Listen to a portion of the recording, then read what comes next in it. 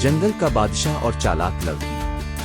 کہانیوں کی دنیا میں جہاں جانور بولتے اور انسانوں کی طرح سوچتے ہیں، ایک گھنا جنگل تھا جو اپنی خوبصورتی اور تنوع کے لیے مشہور تھا۔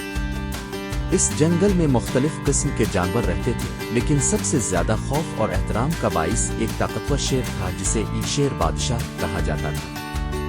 اس کی گرج سے پورا جنگل گونج اٹھتا تھا اور اس کی موجودگی سے سبھی جانور کانپ اٹھتے تھے۔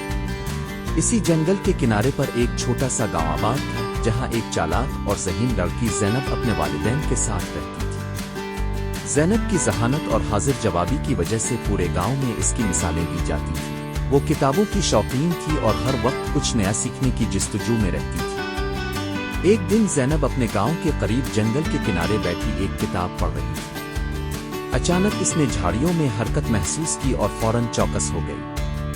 اس نے دیکھا کہ شیر بادشاہ اس کی طرف بڑھ رہا ہے۔ زینب کا دل تیزی سے دھڑکنے لگا، لیکن اس نے اپنی گھبراہٹ پر قابو پایا اور تیزی سے سوچنے لگی کہ اس صورتحال سے کیسے نکلا جائے۔ شیر بادشاہ نے گرج کر کہا، اے لڑکی، تم میرے جنگل میں کیا کر رہی ہو؟ کیا تمہیں معلوم نہیں کہ میں اس جنگل کا بادشاہ ہوں؟ زینب نے ادب سے جواب دیا، جناب شیر بادشاہ، میں آپ کی عظمت سے بخوبی واقف ہوں۔ میں یہاں صرف علم کی تلاش میں آئی ہوں اور آپ سے کچھ سیکھنا چاہتی ہوں۔ شیر نے حیرت سے پوچھا، مجھ سے کیا سیکھنا چاہتی ہو؟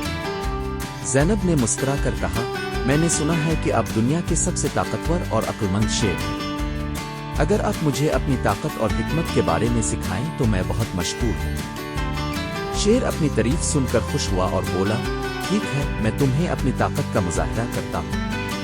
اس نے قریب کھڑے ایک درخت کو اپنے پنجوں سے جڑ سے اکھاڑ دیا۔ زینب نے تعریفی انداز میں کہا، واقعی آپ کی طاقت بے مثال ہے، لیکن کیا آپ اپنی ذہانت کا بھی کوئی ثبوت دے سکتے ہیں؟ شیر نے سوچا اور پھر کہا، ذہانت کا امتحان کیسے دیا جائے؟ زینب نے کہا، اگر آپ واقعی ذہین ہیں تو آپ کو معلوم ہوگا کہ اس جنگل میں سب سے خطرناک جانور کون سا ہے۔ شیر نے فخر سے جواب دیا، ظاہر ہے میں خود سب سے خطرناک ہوں۔ زینب نے مسکراتے ہوئے کہا، اگر آپ اجازت دیں تو میں ثابت کر سکتی ہوں کہ ایک اور جانور بھی ہے جو آپ سے زیادہ خطرناک ہے۔ شیر نے دلچسپی سے کہا، اچھا دکھاؤ مجھے وہ جانور۔ زینب نے شیر کو ایک گہرے کنویں کے پاس لے جا کر کہا، اس کنویں میں جھانکیں، آپ کو وہ خطرناک جانور نظر آئے گا۔ شیر نے کنویں میں جھانکا اور اپنی ہی عکاسی دیکھی، لیکن وہ سمجھا کہ یہ کوئی دوسرا شیر ہے۔ غصے سے بھر کر اس نے گرج کر کہا، میں اسے ابھی ختم کر دوں گا۔ یہ کہتے ہوئے شیر نے کنویں میں چھلانگ لگا دی اور پانی میں گر کر مشکل سے باہر نکلا۔